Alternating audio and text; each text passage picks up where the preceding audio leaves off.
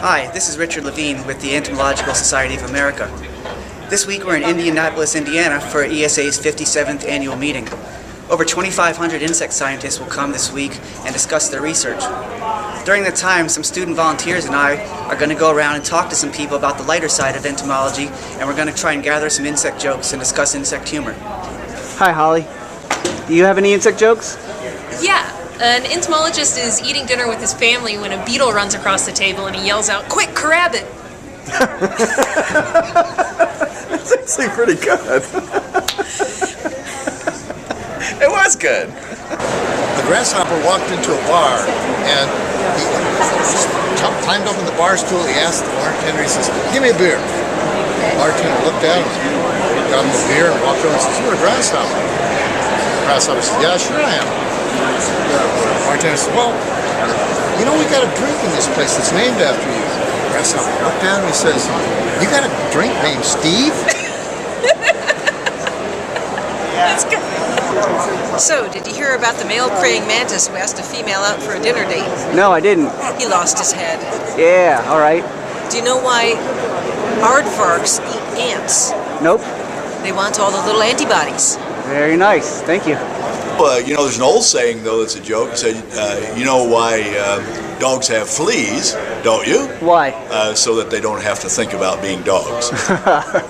Hey, Chris, you got any insect jokes? Well, you probably heard this one. Termite walks in a bar, says, "Where's the bartender?" I don't get it. Termite walks in a bar and says, "Where is the bartender?" No. What is a dung beetle's best pickup line? What? Pardon me, is this stool taken? Where would you put an injured insect? Where? In an ambulance.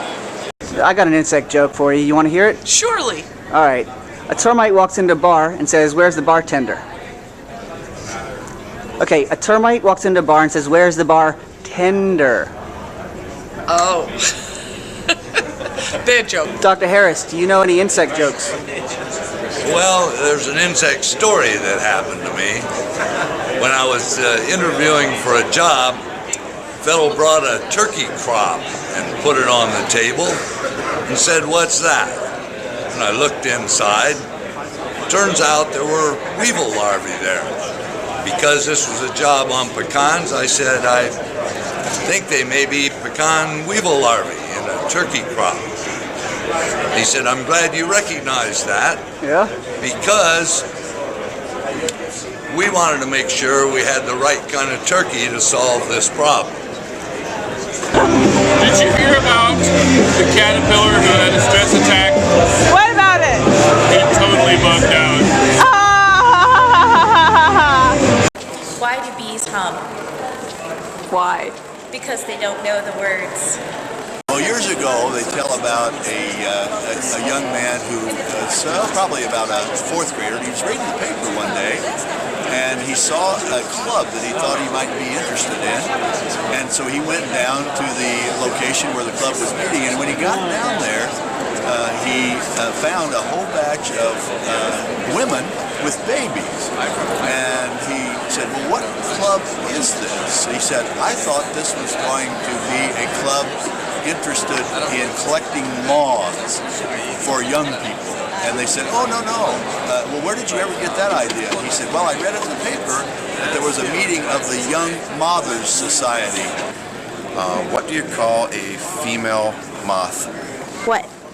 A myth. You know what kind of a doctor you need if you get butterflies in your stomach? What kind? A gastroentomologist. I'd like to recite the putatively shortest poem, especially the shortest poem about insects by Ogden Nash. It's called Fleas, and it goes, "Adam had 'em." What is the minimum number of insects you need to see before you decide to spend money and take action against them in order to control them?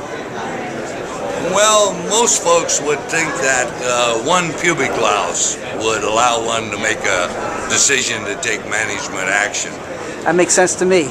But being a educated in fruit entomology, I think we can go one better and say 1/2 of a codling moth larva is enough to decide to take management action. Well, it's an oldie but a goodie, but what's the last thing that goes through an insect's mind when it hits a windshield?